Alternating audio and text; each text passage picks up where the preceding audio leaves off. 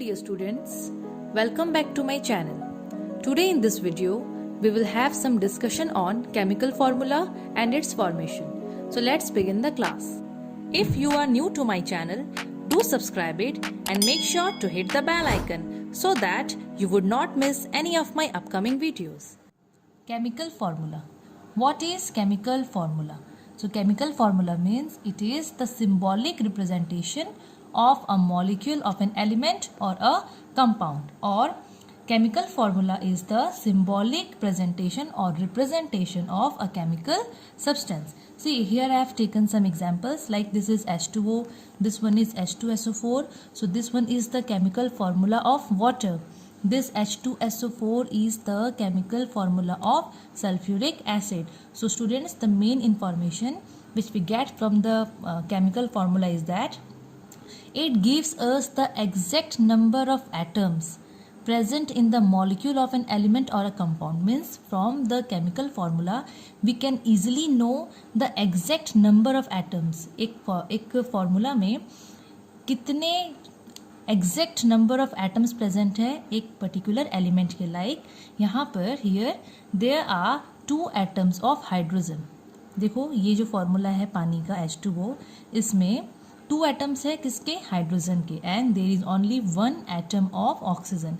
Similarly here in the formula of sulfuric acid we have 2 atoms of hydrogen, 1 atom of sulfur and 4 atoms of oxygen. So chemical formula tells us the exact number of atoms which are present in the molecule of an element or a compound. And one important thing to be noted is a compound as a whole is electrically neutral. कोई भी compound अगर हम consider करते हैं तो वो electrically neutral होता है. Neutral means no charge. So a chemical compound does not carry any charge. So now we will see how we will frame or how we will write a chemical formula. So the method which we are going to use here is known as criss-cross method. हम criss-cross method को use करके chemical formula लिखेंगे. So chemical formula लिखने के लिए जो main thing हम लोगों को जानना है वो है the valency and the symbol. हम लोग because अगर हम chemical formula लिख रहे हैं, अगर हम लोगों को radicals का अगर हमको सिंबल और उसका वैलेंसी नहीं पता होगा सो हम वहाँ पर केमिकल फार्मूला नहीं लिख पाएंगे. So this is very important to write the formula of a chemical substance. We should know the valency as well as the symbol of various atoms और radicals present in it. So हम लोग step by step देखेंगे, we will see it. So the first step which is used in this criss cross method is write the symbols side by side.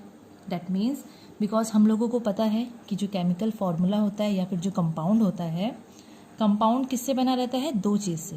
That is positive radical as well as basic radical, positive radical as well as negative radical. Positive radical को ही हम लोग क्या बोलते हैं, basic radical, और negative radical को हम लोग बोलते हैं acid radical. So whenever we want to write the chemical formula we will write these 2 things, positive as well as negative radical. so उसको हम पास लिखते हैं. like देखिए, like मुझे अगर यहाँ पर पोटेशियम ब्रोमाइड का फॉर्मूला बनाना है, okay, I know that the compound of this potassium bromide is made up of 2 radicals, positive as well as negative radicals. So हम लोग यहाँ पर जब इसका सिंबल लिखेंगे तो वो हम लोग साइड बाय साइड लिखेंगे. So the first step which I have written here is write the symbol side by side. Positive radical is written first.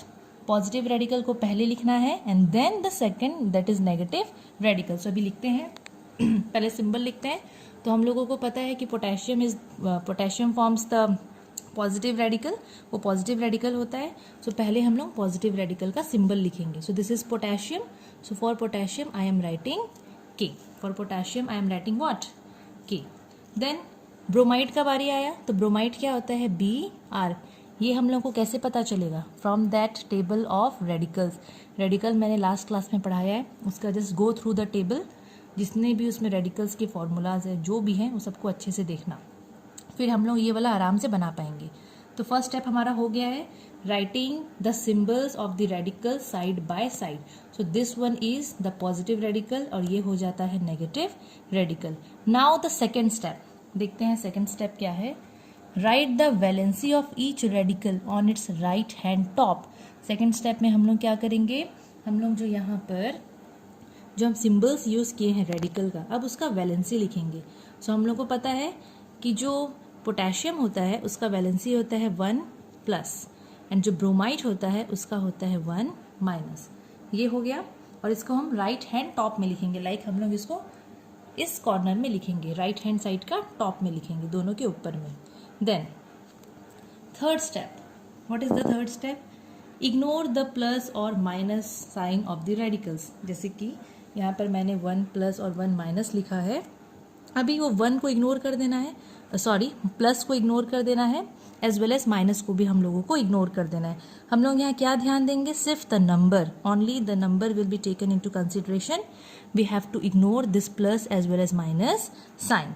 Then the fourth step, if the valencies of the two radicals are divisible by a common factor, then divide the valencies by the common factor. Like if देखो यहाँ पर तो normally 1 है, तो कोई tension नहीं, 1 रहने से हम लोग को कोई प्रॉब्लम नहीं होता है।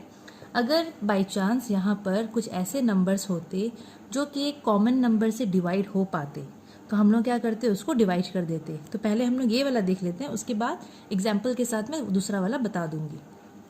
So here what we have done, first we have written the symbols, लिख लिए। second हम लोग क्या किए, we have written the valencies. then what is the third step, we have to ignore this plus as well as this minus sign। अभी ऐसे ये लोग सेम नंबर है, तो हम लोग क्या करेंगे, एज इट इज़ 1। अब जो नंबर है, लाइक यहाँ का नंबर क्रिस क्रॉस होके वो इधर आएगा, एंड ये जो 1 है वो आएगा इस साइड में, ठीक है। So we are now interchanging और we are criss crossing the valencies of the radicals। इसका वैलेंसी को हम लोग, या इसका वैलेंसी को हम लोग यहाँ ले जाएंगे, और इसका वैलेंसी को हम लोग यहाँ ले जाएंगे। Here what we have done, we have interchanged valency numbers to the lower right of the radicals। Radicals के लोअर राइट साइड में हम लोग लिखेंगे। तो अब मैं क्या करूँगी, देखो, I will write K here। ये वाला 1, माइनस को इग्नोर करना है, हाँ, we have to ignore this plus as well as minus sign. ये वाला 1 जो है वो यहाँ आ गया, तो मैं के पास में लिखूंगी, लोअर साइड में, लोअर राइट साइड में। Then I will write B R, ये वाला 1 बी आर के यहाँ लिखेंगे, तो राइट साइड में लिख दिए, लोअर में। अभी एज दे आर सेम, और एक चीज़ है, अगर बाई चांस ये नीचे में 1 आता है, ओके, तो हम 1 को इग्नोर करते हैं, मीन्स 1 को हम लिखते ही नहीं है, okay. So on interchanging, if valency number is 1, then the figure 1 is never written. So इसको हम लोग लिखेंगे लाइक KBR, ऐसे हम नहीं लिखते 1 को हम इग्नोर करते हैं, okay. The figure 1 is never written. Then second example हम लोग देखते हैं। Second example, this is sodium sulphate. So for sodium, what is the first step, I will write the symbol first। तो सोडियम का Na लिख दी हूँ, then sulphate का I will write SO4। I have written it, okay. अभी देखो, ये हो गया एग्जाम्पल ऑफ कंपाउंड रेडिकल, ये पॉलीएटमिक हो गया, बिकॉज ये रेडिकल में एक से ज़्यादा एलिमेंट के एटम्स है। तो अगर कभी भी हम लोगों को इस टाइप के रेडिकल्स देखने को मिलते हैं, तो बेटर होता है कि हम एक ब्रैकेट वहाँ पर दे दें, ओके। इससे क्या होगा, हम लोगों को प्रॉब्लम नहीं होता है। Then what is the second step, we have to write the valency of each radical on its right hand top। so here I will write what is the valency of sodium, +1, and for sulfate we have 2-। ये हो गया। now the third step, we have to ignore the plus as well as minus sign। Plus minus को हम लोग ignore कर देंगे। then what we will do, if the valencies of both the radicals are divisible by a common factor, क्या यहाँ पर ये दोनों कोई कॉमन नंबर से डिवाइड होंगे क्या, लाइक यहाँ तो 1 से ही डिवाइड हो सकते हैं ये लोग, ये एज इट इज ही रहेगा। तो अब हम लोग क्या करेंगे, this plus and this minus को इग्नोर कर चुके हैं। ये जो 1 है ये आएगा इस रेडिकल के राइट को लोअर राइट साइड में, एंड ये जो 2 है ये आएगा इस रेडिकल के लोअर राइट साइड में। सो हम लोग यहाँ पर क्रिस क्रॉस कर रहे हैं, इसीलिए ये मेथड को क्रिस क्रॉस मेथड बोलते हैं। Now we have interchanged the valency numbers, okay. Now what I will do, I will write Na, we will bring this 2 from here to here। ये 2 यहाँ जाएगा, तो वो Na के लोअर राइट साइड में लिखा गया। Then for this sulphur SO4 we have to put this bracket, और ये जो 1 था वो यहाँ पर आके लिखा जाएगा। अगेन अभी जस्ट हम लोग पढ़े हैं, अगर 1 आता है तो हम लोग 1 को कभी लिखते नहीं हैं। सो इसको मैं लिख सकती हूँ Na2SO4 हो गया। So this is done. Okay, now we will see one more example, that is ferricyanide. So we know that the symbol for ferric, देखो हम ferric जो रेडिकल है मैं डायरेक्टली लिख देती हूँ अभी। we know it is Fe3+ and for ferricyanide we have FeCN6 then it is 3-, ये कुछ ऐसा रहता है। ओके, यहाँ हम सिंबल भी लिख दिए, उनका वैलेंसीज भी लिख दिए, ये रेडिकल हम यहाँ पर मेंशन कर चुके हैं। एंड जो पॉजिटिव होता है वो पहले लिखते हैं। So see here Fe3+, ferric is a positive radical, ये बेसिक रेडिकल है तो इसको मैं पहले लिखी हूँ। सेकंड वाला वो नेगेटिव रहता है तो उसको हम बाद में लिखते हैं। Now what we will do, अभी क्या स्टेप है, हम लोग प्लस एंड माइनस को इग्नोर करेंगे। We will ignore the positive as well as the negative sign. Now if the two if the valencies of the two radicals are divisible by a common factor, तो देखो ये भी 3 है, ये भी 3 है, दोनों 3 के टेबल से डिवाइड हो सकते हैं, 3 से डिवाइड हो सकते हैं, तो हम लोग इसको डिवाइड कर देंगे। सो 3 से डिवाइड होगा, लाइक ये भी 3 से डिवाइड हो जाएगा, ये भी 3 से डिवाइड हो जाएगा, कॉमन फैक्टर है वो इनका। सो ये हो जाएगा +1 और 1+, and this will become FeCN6 1-C। दोनों का कॉमन फैक्टर 3 था तो वो 3 से डिवाइड हो गया। नाउ ये वाला 1 will bring it here and ये आएगा यहाँ पर। Okay, so it will look like this, Fe1 FeCN6 and this is 1। But हम लोग को पता है the figure 1 is never written, so इसको हम कुछ इस टाइप से लिखेंगे। 1 नहीं लिखते हैं हम लोग, और इसको ब्रैकेट देना नहीं भूलना है। ओके, तो ये इसका फॉर्मूला बन गया। Now the important thing, now I am having one more example of a compound that is ammonium acetate. देखो ये एक ठो एक्सेप्शनल केस होता है, मैं बता रही हूँ क्या है वो। So here we know that ammonium is a positive radical, so ammonium का हम लोग पहले यहाँ लिख लेते हैं, दैट इज 1+। एसीटेट होता है CH3COO1-, और just minus we can write. Now दोनों का सेम है, we will ignore the plus as well as minus sign. ये 1 जाएगा इधर और ये वाला 1 आएगा इधर, तो ये कुछ इस टाइप से दिखेगा, CH3COO, एंड ये ब्रैकेट देंगे हम लोग, और ये वाला 1 को हम लोग यहाँ ले आएंगे। बट अच्छा, अभी हम लोग क्या सोचेंगे कि इसका कुछ इस टाइप से फॉर्मूला बनेगा। ओके, हम लोगों को लगेगा कि ये कुछ ऐसा बनेगा, बट ये ऐसा नहीं बनता है। In this case, if we are having acetate in the compound as one radical, so पहले acetate वाला को यहाँ तक तो हम ऐसा ही करेंगे, but after this bring that acetate part first. Okay, यहाँ पर acetate वाला पहले आ जाएगा and फिर उसके बाद NH4 आएगा। ओके, सो डिपेंड करता है यहाँ पर, एक्चुअली ये बॉन्ड में डिपेंड करता है। इस टाइप के बॉन्ड के बारे में आप लोग हायर क्लासेस में पढ़ोगे। Okay, so one more example, अगर इसी तरह मेरे पास सोडियम एसीटेट रहता,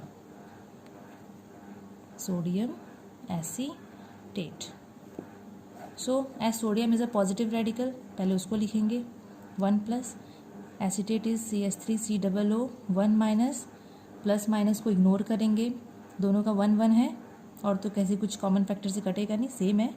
सो इस 1 को यहाँ लाएंगे और इस 1 को यहाँ लाएंगे, और अगर चाहते हैं तो यहाँ पर ब्रैकेट भी हम लोग ऐसे दे सकते थे, ठीक है, दे दीजिएगा, बेटर होगा।